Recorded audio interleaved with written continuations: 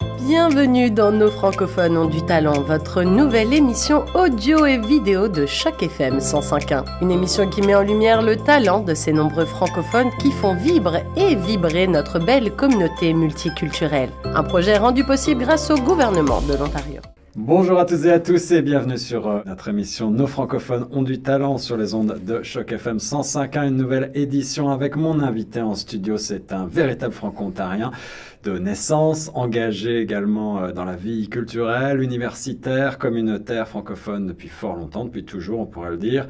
C'est aussi une des personnes les plus en vue, peut-être les plus influentes du moment dans la francophonie torontoise aujourd'hui, à la tête de ce que beaucoup considèrent comme l'un des projets les plus importants de la francophonie locale depuis plusieurs décennies. J'ai le grand plaisir d'avoir ici en studio Monsieur Pierre Ouellette. Bonjour Pierre. Bonjour Guillaume. Ça va bien? Ça va très bien, et toi? Ça va très bien. Merci d'être avec nous encore une fois pour cette émission de francophones ont du talent qui se veut donc un portrait de celles et ceux qui font bouger les lignes ici en Ontario français et en particulier dans la région de Toronto. On va parler évidemment beaucoup, j'imagine, de l'Université de l'Ontario français dont tu as pris la tête en tant que recteur en 2021. Mais auparavant, on va revenir un petit peu en arrière. J'ai eu l'occasion de relire un petit peu ta biographie. Tu es, je le disais en introduction, un véritable franco-ontarien. Est-ce que tu veux nous rappeler tes origines en deux mots? Oui, avec plaisir. Mais d'abord, merci de m'avoir invité. C'est vraiment très, très gentil d'avoir pensé à moi.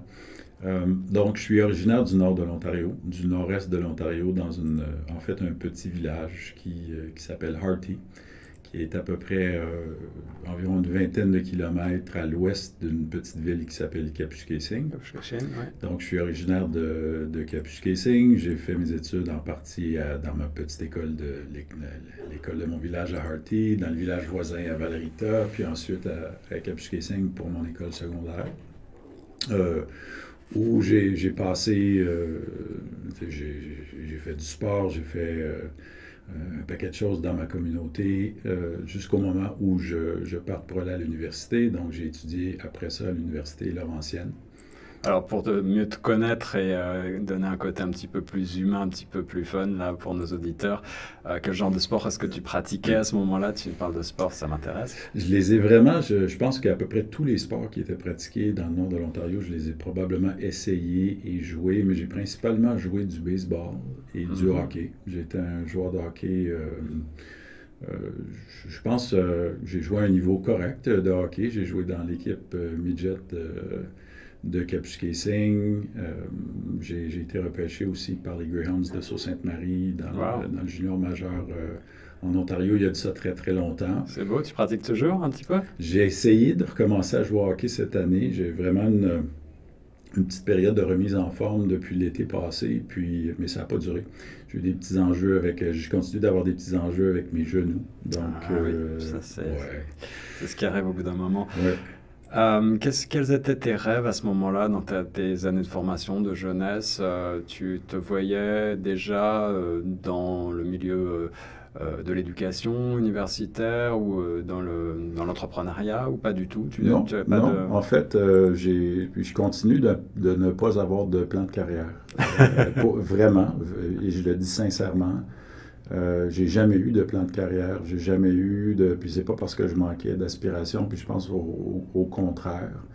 J'ai beaucoup réfléchi à ce que mes parents ont pu me donner pour pouvoir le transmettre à d'autres. Puis une des choses, j'ai l'impression que mes parents m'ont donné, c'est vraiment la confiance de faire, de rêver, puis de penser que je pouvais faire à peu près n'importe quoi. Puis, donc, j'ai jamais eu de plan très précis. Je me souviens que quand j'étais jeune, la chose dont je me souviens, c'est que je pensais que je serais avocat plus tard. Ce que j'ai jamais poursuivi comme plan de carrière. Donc, assez rapidement, en fait, quand j'étais à l'école secondaire à Kapuskasing, j'avais un intérêt, je pense pas que c'était une passion, mais j'avais un très grand intérêt pour l'histoire. Et à l'école secondaire, on m'a dit tu vas faire quoi avec ça? Il n'y a pas de carrière à faire en histoire, tu ne gagneras pas ta vie à faire de l'histoire, tu devrais te diriger vers les sciences. Je pense qu'il est un peu un discours qu'on tient encore aujourd'hui. les ceux partout, j'en sais quelque chose. J'ai moi-même fait des études d'histoire et d'histoire de l'art ensuite, ce qui est encore pire presque. Mais, ou mieux, pire ou mieux, en tout cas, des études de passion, mais pas forcément effectivement beaucoup de possibilités de carrière, à part effectivement l'enseignement. Ou tout. Finalement, tout mène à l'histoire. L'histoire mène à tout. L'histoire mène à tout. Puis, et d'autres disciplines aussi, j'en suis convaincu. Mais je pense que l'ingrédient ou l'élément le plus important pour moi, ça a été cette confiance-là que j'ai eue de mes parents, que j'ai eue certainement de mes enseignants aussi, pendant que j'étais aux études. Et beaucoup de curiosité intellectuelle, oui. Nécessairement pour l'histoire. Oui. Tu t'intéressais à ce moment-là à l'histoire franco-ontarienne en particulier? En particulier, oui.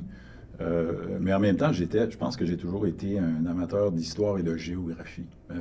J'ai eu le goût du voyage quand même assez jeune. Justement, jouer au hockey, puis une expérience très formatrice pour moi, c'est qu'on a eu l'occasion de faire un voyage puis un tournoi de hockey international. Donc, je pense que j'avais 15 ans ou 16 ans. Puis on est allé faire un tournoi, on a participé à un tournoi en Finlande.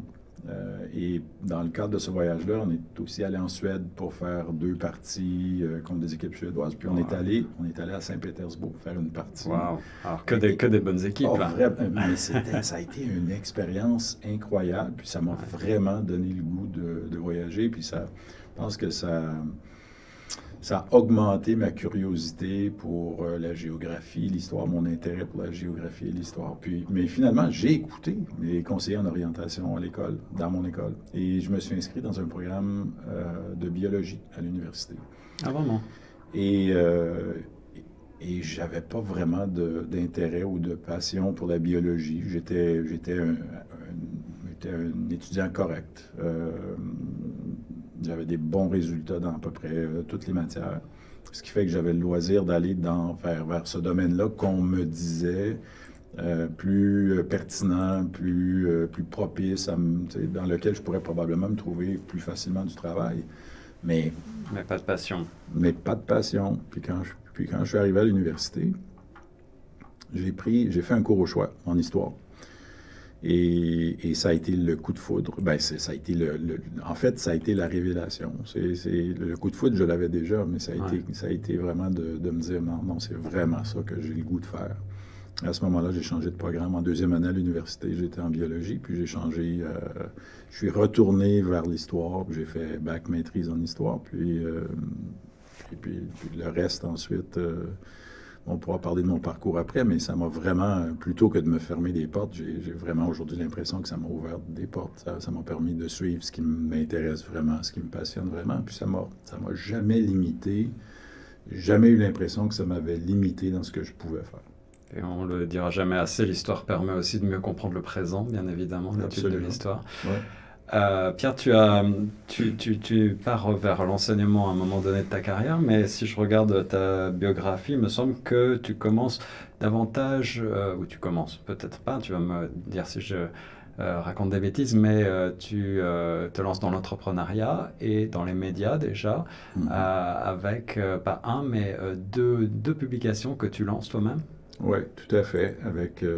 Après mes études à l'Université Laurentienne, que je termine en 1994 avec une maîtrise en histoire, je retourne à Kapuskasing. Ça avait toujours été, faute de plan, ça avait été de retourner là d'où je venais. Tes racines. Donc, à mes racines. Donc, je retourne à Kapuskasing en 1994. Puis là, j'occupe un poste de chargé de communication dans un genre de projet ou d'essai, un groupe communautaire qui s'appelait la Forêt communautaire, qui regroupait des utilisateurs de la forêt pour essayer d'optimiser l'utilisation des ressources à ce moment-là. Donc, des représentants de l'industrie forestière, des motoneigistes, les chasseurs, les pêcheurs, tout ça. Donc, ça regroupait plusieurs personnes qui avaient à se partager cette forêt-là. Donc, j'ai travaillé là pendant 18 mois, puis après ça, le journal local a fermé ses portes. En fait, c'était le journal Le Nord de Hearst qui avait à ce moment-là un bureau à Kapuskasing.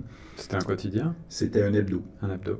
Donc, le journal Le Nord à Kapuskasing ferme son bureau. Le journal à Hearst reste en place, donc le journal continue d'être publié. Puis là, un ami à ce moment-là qui s'appelle Pierre Perra qui m'approche, puis il était aussi le maire de Kapuskasing et c'est aussi mon coéquipier au hockey. Donc, OK, le monde est petit. Oui, le monde est petit. Donc, il m'approche à ce moment-là, puis il me demande aurais-tu un intérêt pour partir avec nous un journal de langue française?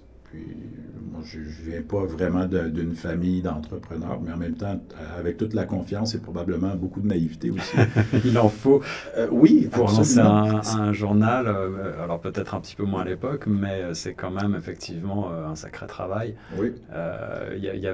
Tu disais, il y avait déjà un terreau, mais est-ce que tu avais conscience de l'ampleur que ça pouvait représenter et le lectorat était existant? Du tout. Ouais.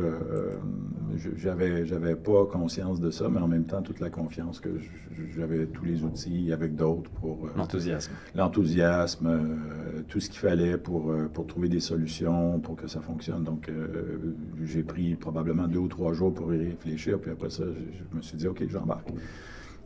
Donc, on est parti avec cette idée-là fin juin 1994 et on a lancé notre premier journal, on a publié notre première édition le 6 septembre de la même année. Donc, on n'avait pas de locaux, on n'avait pas d'ordinateur, on n'avait pas d'équipe, on n'avait rien. Et en 2 mois, on a réussi à faire tout ça, puis à publier notre premier journal début septembre 1994. Donc, c'était l'Horizon, c'est ça? C'était l'Horizon. L'Horizon, c'était quoi la ligne éditoriale, en gros, de l'Horizon? Ouais, c'est un journal de langue française qui couvrait la région, grosso modo, je dirais, de Smooth Rock Falls à Opazatika. Donc, c'est environ 75 km le long de la route 11 à Kapuskasing, où on est très francophone. Donc, à Kapuskasing, la population, c'est 65 à 70% francophone. Ouais. Mais les petits villages autour, c'est presque 90% ou plus de francophones. Donc, c'est une région très, très francophone, parmi les plus francophones en Ontario, parmi les plus bilingues au Canada. Donc, la ligne éditoriale, c'est ça, c'est de couvrir vraiment l'actualité. C'est un hebdo très, très typique, comme on les voit à l'époque. Donc, on a parti ça en 94, puis c'est difficile. Je pense que j'y avais pas beaucoup réfléchi. En fait, je sais que j'avais pas beaucoup réfléchi. C'est probablement une bonne chose que j'ai pas trop réfléchi, puis que j'en ai pas trop parlé non plus. Mais ça a été la meilleure école, je trouve, probablement dans ma vie, d'être responsable d'une entreprise, d'un journal. Ça m'a montré j'ai appris là à gérer des budgets, j'ai appris là à construire des équipes, à bâtir des consensus, à travailler en équipe. Et ça, c'est presque ta première expérience, j'allais dire, donc c'est très formateur. Avec tous les enjeux qu'on peut imaginer et toutes les difficultés rencontrées. Vous étiez une petite équipe, j'imagine? Petite équipe à ce moment-là. On commence probablement avec... dans ce projet-là, je suis aussi avec mon ami Nicole Gartin, qui est je ne sais pas si vous connaissez Nicole Gartin, mais c'est une entrepreneure du nord de l'Ontario qui est décédée il y a quelques années. Mais je travaille avec mon ami Nicole Gartin qui m'a beaucoup aidé, qui m'a enseigné plein de choses, qui m'a transféré plein de choses à ce moment-là. Donc avec Nicole, et on est 3 couples de partenaires pour le journal. On monte une petite équipe. Puis elle est plus petite à ce moment-là. Quand on a l'Horizon, on est peut-être 3 ou 4. Je n'ai pas de souvenir exact, mais on est 3 ou 4 personnes. Ça doit ressembler un peu, j'imagine, à l'équipe de Choc FM. Je ne sais pas combien vous êtes. Mais... Oui, l'équipe de Choc FM, on est 4, plus une grande famille de bénévoles. Voilà. Beaucoup une trentaine ou voire une quarantaine, suivant les moments. Oui, donc c'est ça. C'est une toute petite équipe, mais c'est aussi... l'idée de continuer de développer un lectorat francophone. La ville de Kapuskasing, je le disais tantôt, elle est très... il y a beaucoup de francophones à Kapuskasing, mais en même temps, l'habitude de lire en français est quand même pas si développée. Les gens pour la plupart, sont parfaitement bilingues. Oui, c'est ça. Puis il y a des habitudes de lecture qui sont très anglaises. Donc, les gens lisent en anglais, puis on a à ce moment-là un compétiteur qui s'appelle le Northern Times qui est établi dans la communauté depuis les années 60. Donc, que les gens lisent, que les gens encouragent en achetant de la publicité, en s'abonnant, en achetant le journal. Donc, on fait face à cette concurrence-là. Puis c'est quand même une bataille c'est pas une bataille, mais c'est un défi important. Quand même. Mais ça ne t'empêche pas de lancer un autre journal. Alors, c'est peut-être un peu au même moment ou un peu plus tard. Le Weekender, c'est quoi? Ouais. C'est 2 ans plus tard, en fait. 2 ans plus tard. On a lancé le Weekender parce que on voulait, il y avait une tendance à ce moment-là, des journaux gratuits, donc distribués avec des circulaires. Le Weekender, malgré son nom, un journal francophone de nouveau? C'est un journal bilingue. Un journal bilingue. C'est un journal bilingue dans lequel on ne répète pas les contenus dans les 2 langues. Donc, c'est un journal qui est à peu près à 50% francophone, 50% anglophone. Donc, il faut ajouter des gens à notre équipe. Ça prend des journalistes qui travaillent en anglais. Et on a aussi acheté une petite entreprise qui était dans la distribution de circulaires à ce moment-là, qui contrôlait à peu près tout le marché de la distribution des circulaires directement vers les foyers. Donc, on a acheté cette entreprise-là, puis c'est devenu un peu notre modèle d'affaires pour le 2e journal, pour le Weekender. C'était beaucoup celui de la distribution vers les maisons, encore à peu près sur le même territoire, mais là, on ajoutait Hearst, un peu plus à l'ouest. Donc, tout de suite, un tirage d'environ 10 000 copies, qui nous donne un avantage concurrentiel au niveau de la vente de publicité aussi, sur notre concurrent anglophone. Donc, à ce moment-là, ça devient beaucoup plus intéressant au niveau de la vente de publicité. Alors là, effectivement, malgré les difficultés, j'ai l'impression que ça marche quand même. Quel souvenir gardes-tu? Quels sont les grands moments peut-être que tu voudrais... mais ça marche. Ben, effectivement, ça marche. Donc, notre équipe grandit à ce moment-là. Là, on arrive, après quelques années, Weekender, c'est en 97. Donc, c'est presque 2 ans, jour pour jour, après le lancement de l'Horizon, qui était le 6 septembre. Le Weekender, c'est le 13 septembre 1997. Je m'en souviens comme je me souviens des dates de naissance de nos 2 enfants. Oui, c'est ton bébé, hein? Oui, c'est sûr. Mais oui, ça fonctionne. Donc, ça fonctionne au niveau du lectorat, ça fonctionne au niveau de la qualité, ça fonctionne... on a vraiment eu une bonne réponse de la communauté. Pas trop de concurrence de l'Internet à ce moment-là? Non, en fait, il n'y en a pas. On a été très, très chanceux dans l'histoire, toute mon histoire d'entrepreneuriat avec les 2 journaux. L'Internet, puis on en entendait parler vaguement. Donc, à un moment donné, au tout début, on a même considéré ajouter quelqu'un qui nous avait présenté une idée de partenariat d'une nouvelle entreprise pour créer un réseau Internet local. Donc, une espèce de tour ou satellite où on pourrait mettre à la disposition des gens de Kapuskasing un signal Internet, avant même qu'il y ait d'Internet plus public. Heureusement, on a refusé on a décidé de ne pas faire ça parce que c'était pas notre secteur, où on ne se sentait pas à l'aise avec notre niveau de connaissance dans ce secteur-là, mais on savait aussi que c'était un secteur d'avenir, mais je pense qu'on a bien fait de ne pas se diriger vers ça.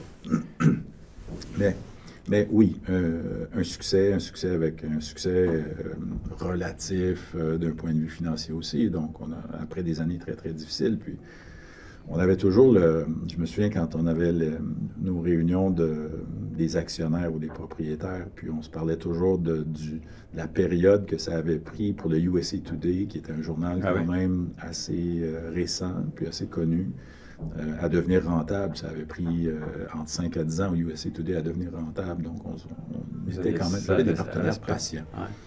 Et moi, je n'étais pas le moins patient du groupe non plus. Donc, j'ai toujours été une personne assez patiente.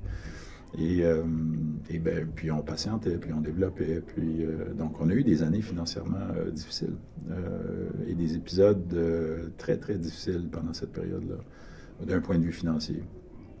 Mais on a persévéré. Puis vers les dernières années, moi, j'étais propriétaire pendant 10 ans de ces 2 journaux-là. J'ai travaillé à temps plein pendant 5 ans, pendant les 5 premières années.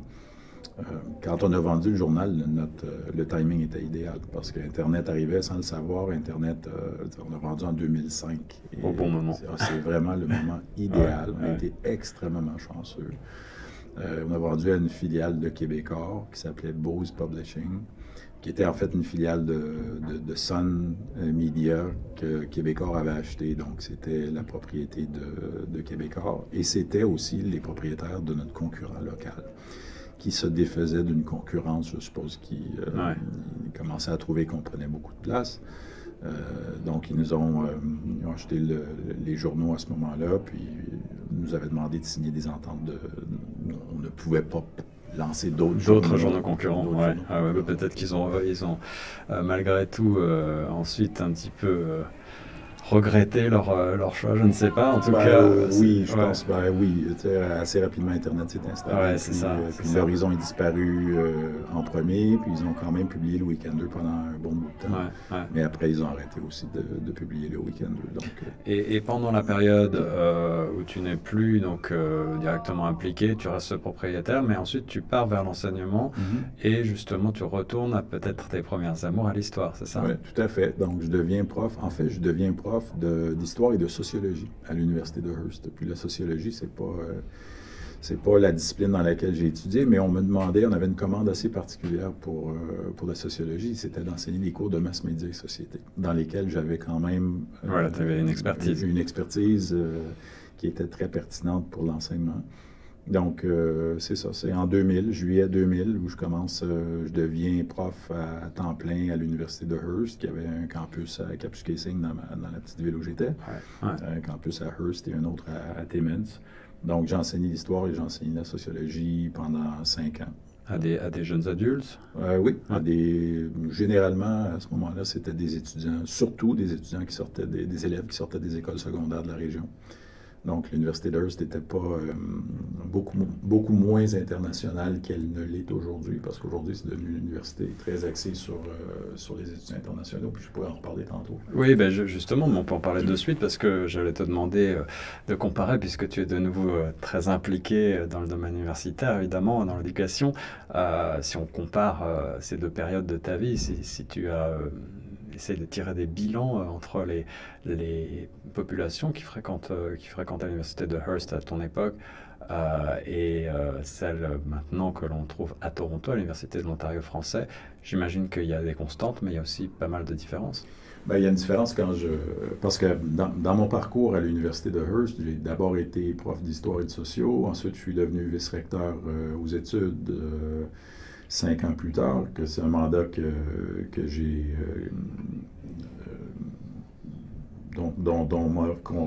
qu'on m'a confié pendant 4 ans. Donc que j'ai fait pendant 4 ans. Puis ensuite, on m'a proposé de soumettre ma candidature pour devenir recteur. Le recteur, à ce moment-là, prenait sa retraite. Il s'appelle Raymond Tremblay. Il avait été là depuis très, très longtemps. Et on m'a proposé de soumettre ma candidature qui a été acceptée à ce moment-là. Mais quand je suis arrivé en poste, puis là, j'ai eu une période de congé pour retourner aux études, mais quand j'ai pris le poste de recteur, je suis revenu comme recteur à l'Université de Hearst en 2011, la population étudiante était... en fait, on a fait un constat très rapidement avec l'équipe. La région était en décroissance au niveau de la démographie, la population était en baisse un peu partout. Au niveau de l'industrie, ça n'allait pas très bien. C'est pas une bonne période pour l'industrie forestière. Donc, je le disais, c'est plutôt une région forestière, une région de ferme et de... Mais surtout forestière et minière, je te dirais. Minière. Donc, à Timmins, c'est plus minier. À Kapuskasing, à Hearst, c'est c'est soit l'industrie du bois de sciage, bois de construction, ou l'industrie du papier journal. Donc, à ce moment-là, c'est des années extrêmement difficiles. On ne sait pas trop ce que l'avenir nous réserve. Donc, on a une profonde réflexion sur qu'est-ce qu'on fait avec l'université, avec une population étudiante qui était rendue à 75 étudiants. Il y avait 75 étudiants à ce moment-là à l'université de Hearst. Et on savait pertinemment qu'il fallait faire quelque chose. Donc, on a eu une longue réflexion. On a travaillé avec une équipe qu'on appelait le Club des ex. Donc, c'était des ex-vice-recteurs, vice-rectrices. Et on a eu, avec le conseil de gouvernance, une longue réflexion sur qu'est-ce qu'on pouvait faire pour vraiment pour changer la donne, pour redevenir plus pertinent, pour nous assurer d'essayer de mettre les chances de notre côté pour qu'il y ait une croissance continue à l'université. Et on a complètement transformé l'université à ce moment-là. On s'est modelé sur une petite université qui est à Squamish, en Colombie-Britannique, qui s'appelle l'Université Quest, qui est une nouvelle université.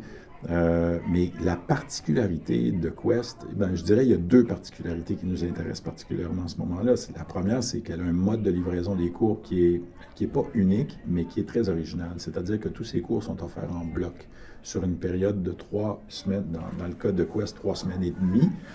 Alors pour bien comprendre pour nos auditeurs, offert en bloc, ça veut dire quoi? Ça veut dire dans la semaine, dans la temporalité, on rassemble les cours sur quelques jours, c'est ça? C'est exactement ça. Donc les cours sont offerts en mode de livraison très concentré, sur une période très concentrée, mais on ne fait qu'un cours à la fois. Donc plutôt qu'avoir 5 cours, je dirais la plupart des universités canadiennes, on fait 5 cours pendant un semestre ou un trimestre. Donc 5 cours en même temps. Chaque semaine, on a 3 heures de cours. Donc, à Quest, puis éventuellement à Hearst, c'est qu'on ne fait qu'un cours à la fois. Et on est vraiment, ça nous permet vraiment de faire ce cours-là de façon très intense, de façon très intensive. Et intense aussi parfois. Ouais. Mais c'est la première inspiration qui nous arrive de l'Université Quest. Et c'est, j'imagine, aussi un mode de livraison qui permet de dégager du temps pour les étudiants afin qu'ils puissent se concentrer éventuellement sur le domaine professionnel, sur un travail ou sur d'autres choses. En fait, ça dégage du temps pour faire des travaux puis préparer les cours du lendemain. Donc, 3 heures de cours par jour, 3 heures de travaux par jour, puis c'est souvent un travail qui va se faire en groupe, en plus petits groupes.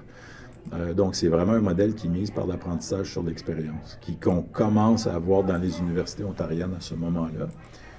Donc, qui mise sur un mode de livraison de cours original, qui donne la possibilité à l'université de se présenter avec une image, une espèce de produit niche, si on veut, ou une marque qui la distingue des autres universités, qui on pense va permettre de recruter des gens d'ailleurs.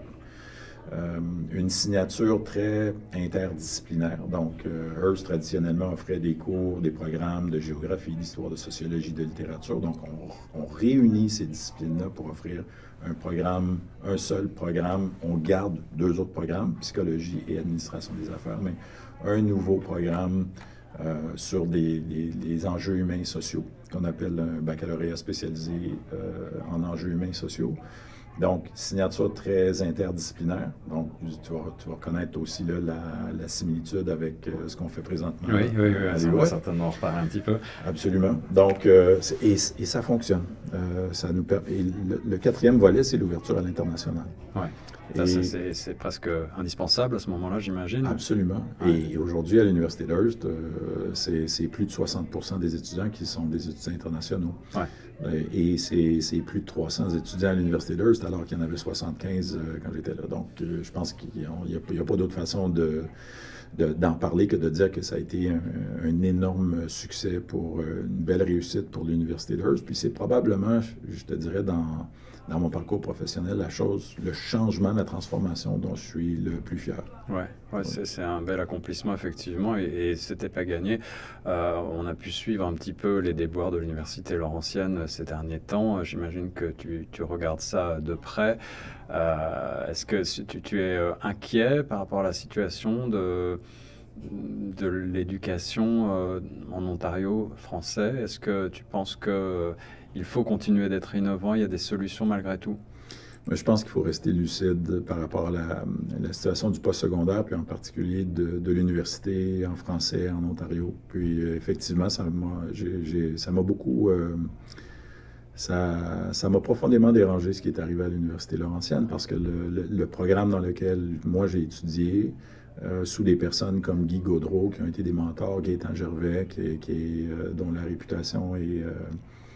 le nom est bien connu en Ontario français. Ouais. Ça a été des modèles pour moi. Puis aujourd'hui, le département d'histoire de l'Université Laurentienne n'existe plus. Donc, de voir disparaître des morceaux importants comme ceux-là, vraiment de l'histoire, de la culture, de la formation, du milieu, de l'enseignement de l'Ontario français, en particulier pour le nord et le nord-est de l'Ontario, oui, ça m'a préoccupé, puis ça m'a profondément dérangé. Est-ce que je suis inquiet? Je ne dirais pas que je suis inquiet, mais je pense qu'il faut rester aux aguets. On a commandé à l'UOF un rapport qui est une étude qu'on est en train de suivre. Nous ne la menons pas nous-mêmes, nous l'avons confiée à quelqu'un d'autre.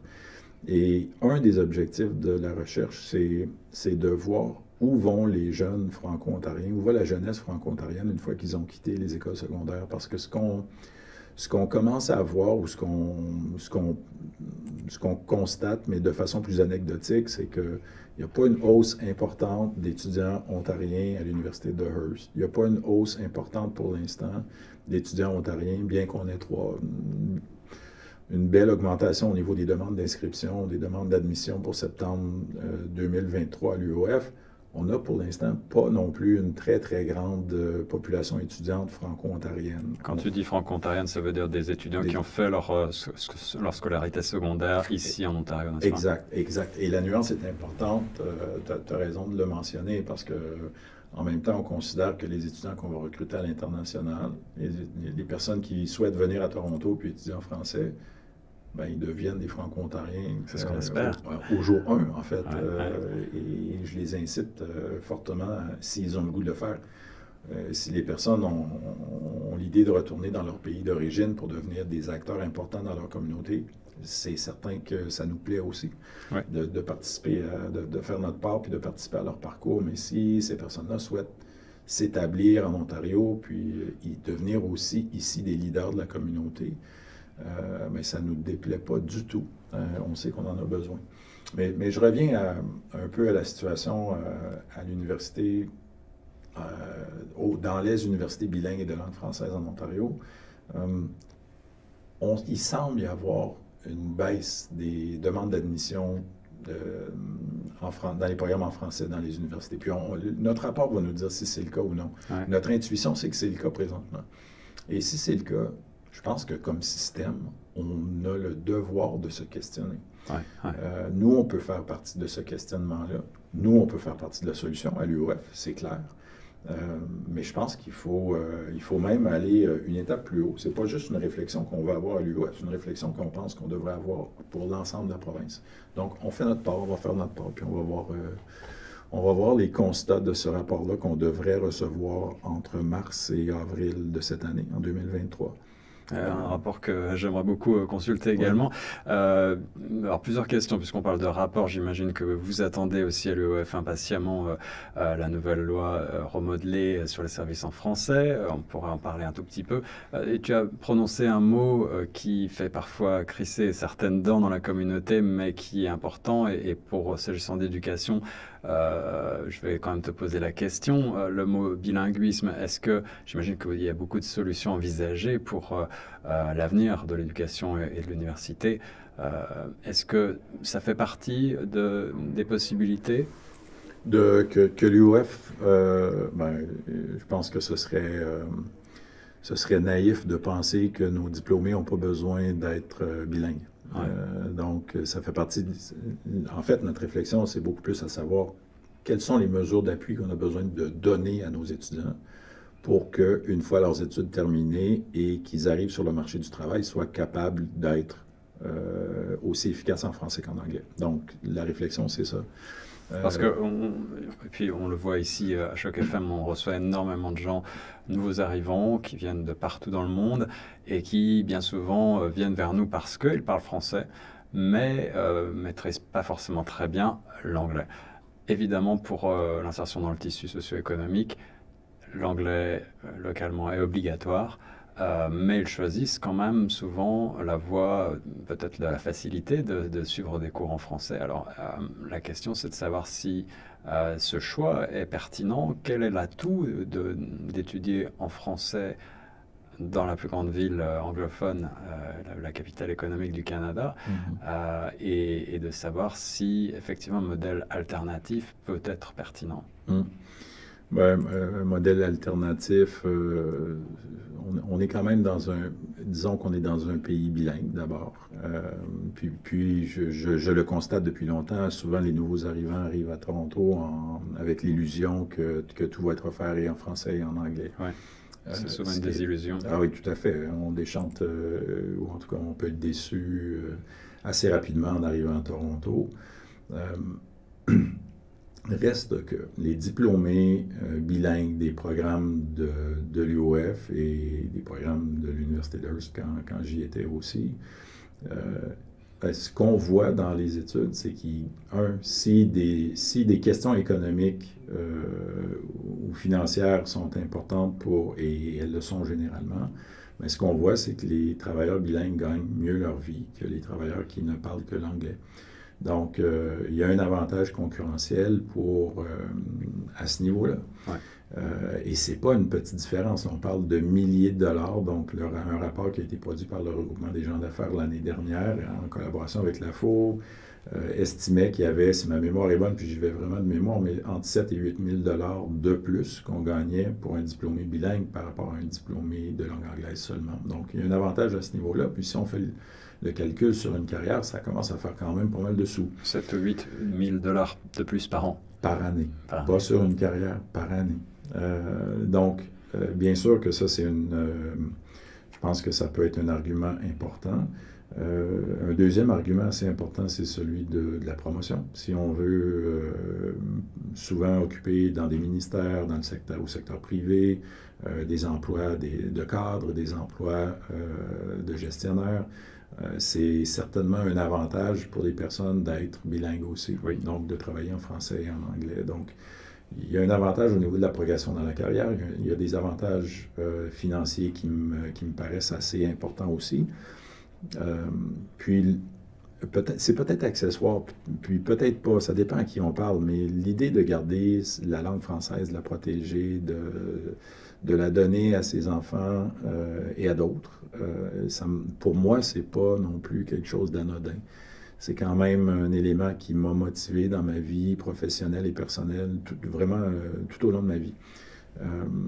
Donc, je pense qu'il y en a d'autres comme moi. Je suis certainement pas unique de cette façon-là. Non, je crois que c'est très important pour beaucoup d'entre nous de garder un lien avec ses racines culturelles et familiales. Mais puisque tu me permets de faire la transition avant de revenir vers l'Université de l'Ontario français, Pierre, quelques mots sur ton passage très remarqué à Radio-Canada, qui là aussi t'a permis de prouver ta passion pour la culture française, franco-ontarienne et un retour aussi dans les médias en quelque sorte. Quels sont les grands souvenirs que tu gardes de cette période?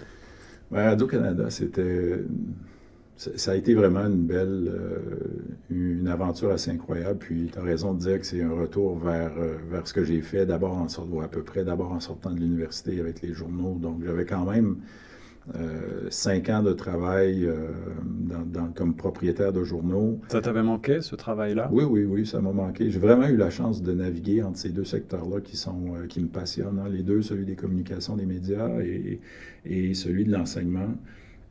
Et l'éducation, vraiment, j'estime que j'ai eu une énorme chance de toujours faire des emplois, occuper des emplois qui m'ont beaucoup intéressé, qui m'ont passionné.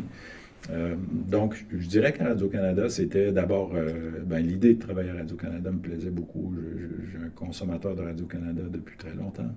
Et cette idée-là de me joindre à une équipe que je connaissais, sans les connaître, je les connaissais. Je les connaissais très bien. Je les écoutais. Donc, ça a été pour moi un honneur, je dirais, puis ça a été pour moi un plaisir aussi de travailler à Radio-Canada puis de diriger la station ici à Toronto, mais aussi celle de Sudbury pour le nord de l'Ontario, puis celle de Windsor pour le sud-ouest. Donc, une très belle expérience. Puis je suis arrivé avec un mandat très, très numérique. Donc, on était dans la transition à ce moment-là de ce qu'on appelait, en fait, on l'appelait le virage numérique, mais je pense qu'on était on était rendu dans la ligne droite à la sortie du virage quand je suis arrivé en 2016. Donc, je quitte Capus-Casing, puis on vient s'installer toute la famille à Toronto en 2016. Et mon mandat est très, très numérique. C'est sûr qu'on dirige une émission de télé qui s'appelle le Téléjournal à 18h. On dirige des équipes complètes pour produire des émissions du matin, des émissions d'après-midi, une émission de la fin de semaine. Mais on est vraiment dans cette idée-là, puis cette tendance-là d'augmenter de façon importante notre achalandage, puis notre rôle, notre place dans le numérique. Donc, de faire je dirais, d'augmenter la présence de Radio-Canada dans ce secteur-là. Et on y a consacré, moi j'ai consacré beaucoup de temps.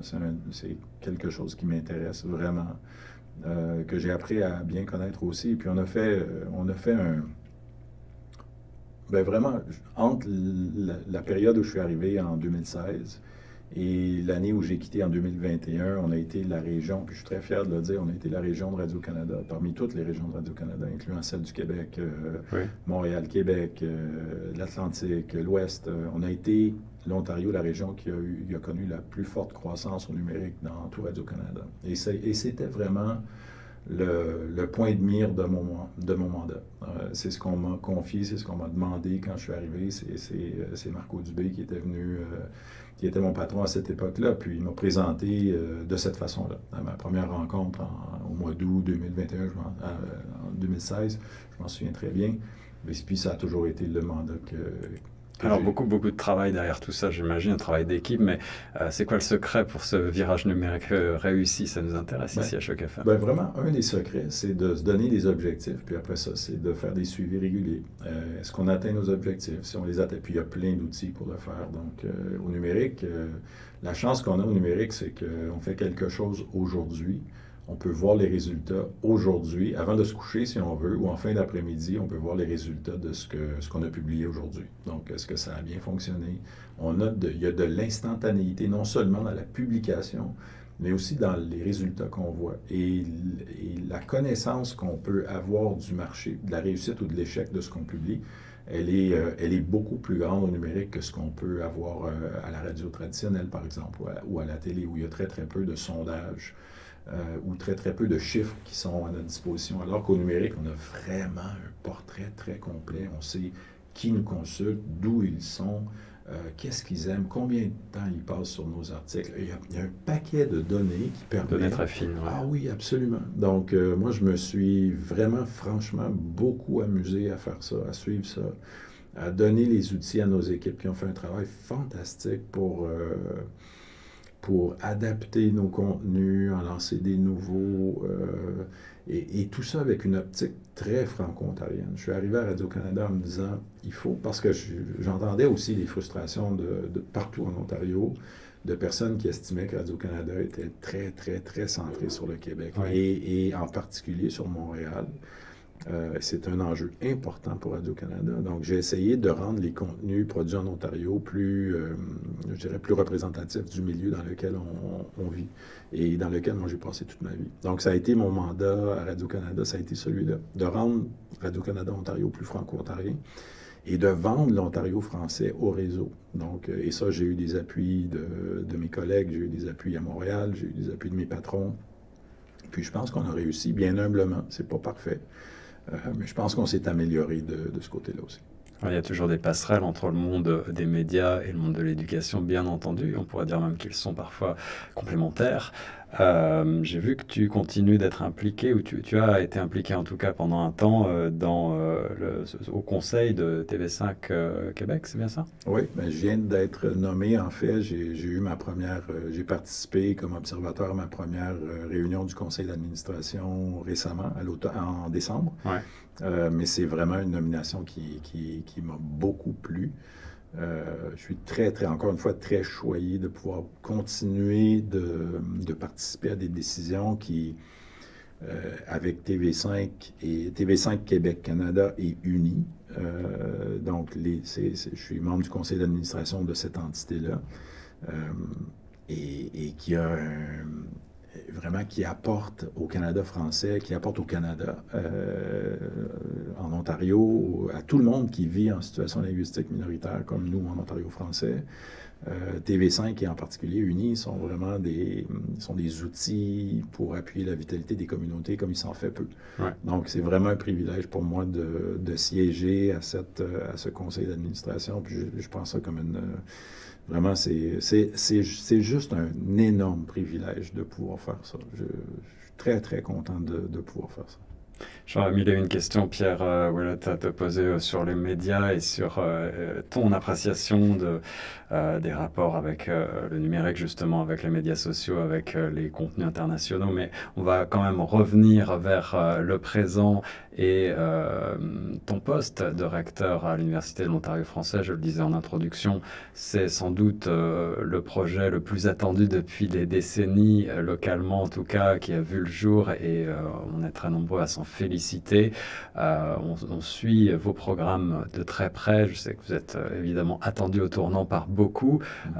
Après 2 ans à peu près, un an et demi, voilà. Ouais. Est-ce que tu es capable de tirer un premier bilan et peut-être nous raconter un petit peu comment ça se passe?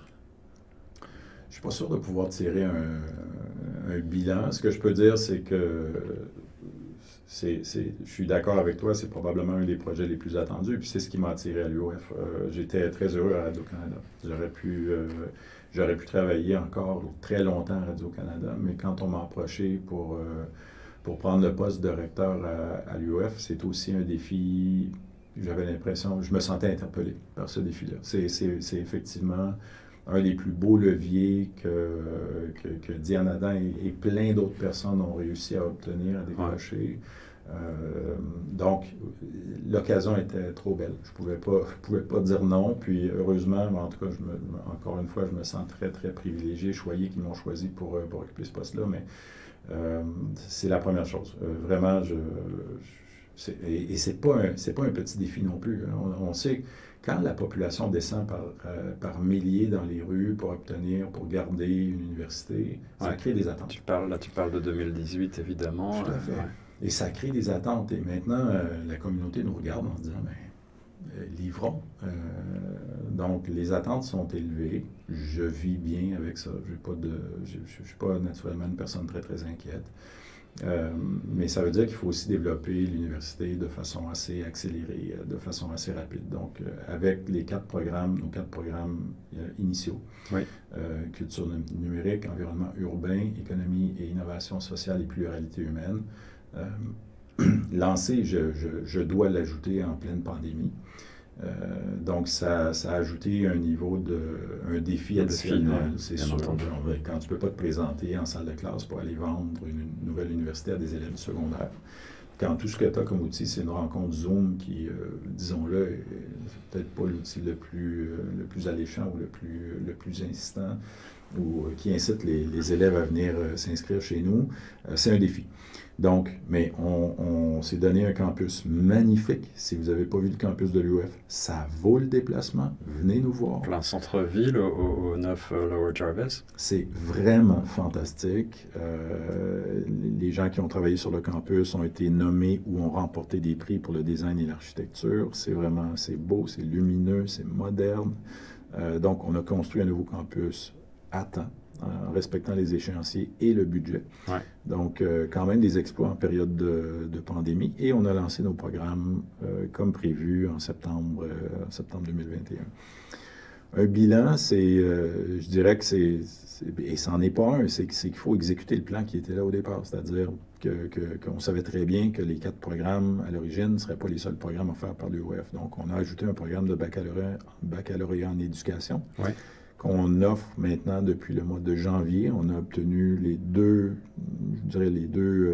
consentements dont on avait besoin pour lancer ce programme-là, c'est-à-dire le consentement du ministère des Collèges et Universités et l'agrément de l'Ordre des enseignants et des enseignantes de l'Ontario qu'on a obtenu au mois de décembre 2022. Donc, ce programme-là qui forme, puis on sait qu'il y a des dizaines, des centaines de postes disponibles maintenant pour enseigner dans les écoles de langue française ou d'immersion. Ah oui, on parle énormément des pénuries de main-d'œuvre, et donc ça tombe à pic. Tout à fait. La pénurie est grande et notre programme a la particularité aussi d'être offert plus rapidement que d'autres programmes. Donc, on peut terminer notre programme en 16 mois.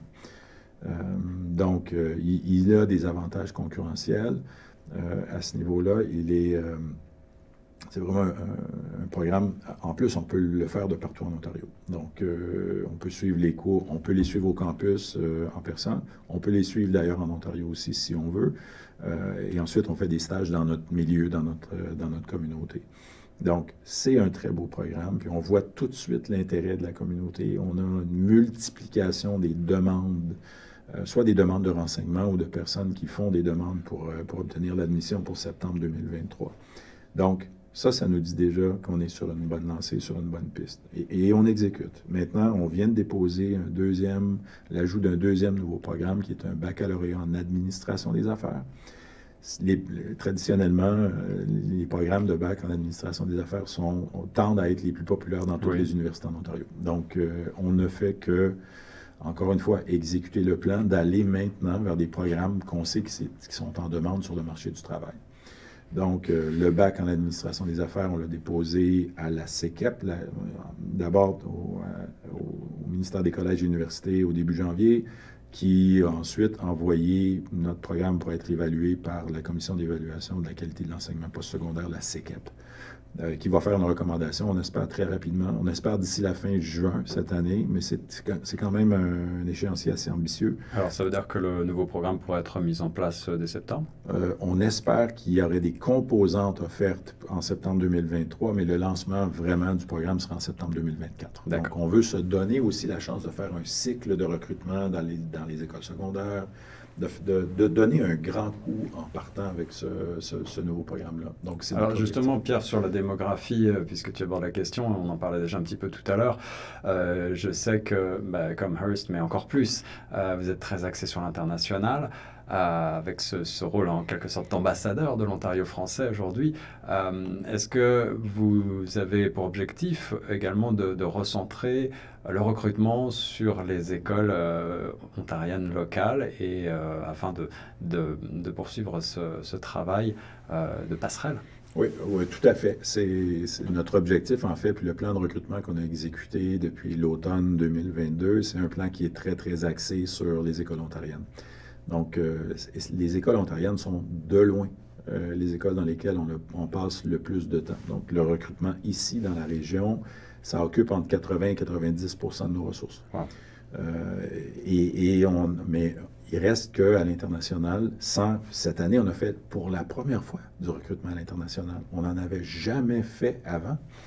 Donc, cette année, on est en train d'essayer de structurer, je dirais, beaucoup plus pour accompagner les personnes qui voudraient venir étudier chez nous pour que le taux d'obtention des permis d'études augmente. Présentement, il y a un enjeu important au niveau de l'obtention des permis d'études. Il y a plusieurs personnes originaires d'Afrique qui font demande pour venir étudier au Canada en français, dans bien des cas, et qui n'obtiennent pas le permis d'études. Donc, le travail qu'on fait à l'international cette année est beaucoup pour essayer d'augmenter le taux d'obtention, de conversion, si on veut, de personnes qui font une demande à l'UOF et qui vont pouvoir finalement s'inscrire à l'UOF. Donc, je veux juste rassurer tout le monde, c'est pas parce qu'on a une forte clientèle ou une forte population étudiante internationale que nos efforts sont concentrés sur l'international. L'UOF est un projet qui vise à augmenter, améliorer l'accès aux programmes postsecondaires et universitaires en français à une population franco-ontarienne, d'ici d'abord. Donc, l'UOF a été fondé pour ça. Et en reconnaissant ça, nos efforts sont surtout concentrés sur l'Ontario. Maintenant, si on a du succès à l'international, on n'est pas allergique à ça non plus. On ne s'en privera pas. Mais je veux juste rassurer tout le monde que nos efforts sont vraiment concentrés ici. Pierre Ouellette, c'est un plaisir. On pourrait parler longtemps, mais l'heure impartie va bientôt toucher à sa fin. On va terminer peut-être avec quelques questions un petit peu plus légères au cours de ces différentes mission que tu as eue dans la francophonie. Je crois que tu as toujours eu la passion pour l'Ontario français, dont tu es l'originaire. Est-ce que tu gardes une anecdote, une rencontre ou peut-être est-ce qu'il y a un modèle, quelqu'un, un mentor qui te vient à l'esprit lorsque tu es face à des enjeux très importants? Est-ce que tu penses à quelqu'un en particulier? Oui, quelques-uns, je dirais. Puis le premier que je voudrais mentionner, ou les premiers que je voudrais mentionner, c'est mes parents. Je disais tantôt que mes parents m'ont vraiment donné le sens, mais quand même un sens lucide de pouvoir accomplir, de rêver grand, puis de pouvoir accomplir à peu près n'importe quoi. Donc, que mes parents m'aient donné ça consciemment ou inconsciemment, je te dirais qu'ils ont créé les conditions pour que ça teinte à peu près tout ce que j'ai fait dans ma vie. Mon père en particulier, mais ma mère aussi. Ma mère a été conseillère municipale. Mon père a été un enseignant très, très populaire dans mon école secondaire. Il était prof de musique. Les profs de musique sont souvent très, très populaires. Bien sûr. Et mon père a eu une importance dans la vie de plusieurs personnes dans le nord de l'Ontario. Est très, très impliqué dans son milieu. Donc, j'ai vécu, puis j'ai grandi avec j'ai été exposé à ça, de l'importance de s'impliquer dans notre milieu, de savoir que la meilleure façon de nous assurer que notre milieu se développe, c'est probablement de s'impliquer dans le développement de notre milieu. Donc, mes parents ont prêché par l'exemple, jamais par la voix, plus par l'exemple, je dirais. Donc, mes parents, dans un premier temps, j'ai eu 2 enseignants à l'université. J'en ai eu plein ailleurs. Daniel Gill, Gilles Papineau, Pierre Gravel, des profs dans mon parcours qui ont été importants pour moi, mais 2 en particulier à l'université. Un qui s'appelle Guy Gaudreau, qui a été mon directeur au niveau de la maîtrise, mais vraiment un exemple. J'ai toujours cherché à être le prof que Guy Gaudreau a été pour moi. Donc ça, pour moi, ça a été extrêmement important. Puis je dirais, puis je vais terminer en disant Gaétan Gervais. J'ai eu la grande chance, puis Gaétan Gervais, c'est un historien majeur de l'Ontario français et en Ontario français, très impliqué, engagé dans son milieu. Mais Gaétan, puis je suis en 1992, puis je me demande, OK, puis là, je termine mon bac, puis c'est une période de chômage élevé, puis je réfléchis, est-ce que je devrais faire une maîtrise maintenant ou non? Puis j'en parle avec Gaétan, parce que je faisais un cours, j'avais le grand bonheur de faire un cours en lecture dirigée avec Gaétan Gervais, qui m'amenait manger au restaurant toutes les 2 semaines, pour qu'on discute de lecture qu'il m'avait donné 2 semaines plus tôt. Wow, ça c'est privilégié. C'est vraiment incroyable, mais Gaétan, je me souviens d'avoir parlé de ça avec Gaétan, de dire, Gaétan, est-ce que je fais une maîtrise ou pas? Puis Gaétan m'a dit, oui, tu vas faire une maîtrise, puis tu vas voir que l'Ontario français va venir te chercher. Ça, c'est une phrase qui ne me quitte jamais. Et j'aimerais la partager avec la jeunesse franco-ontarienne aujourd'hui aussi. Donc, c'est vraiment le cas. Si tu as le goût de vivre en France, en Ontario, si tu as le goût de poursuivre tes études, de t'engager dans ton milieu, j'ai confiance que l'Ontario français va venir vous chercher aussi. Voilà, toute une carrière engagée au service de l'Ontario français, de la culture et des médias franco-ontariens. C'était Pierre Ouellette dans Nos francophones ont du talent. Pierre, un grand merci. Merci beaucoup à toi.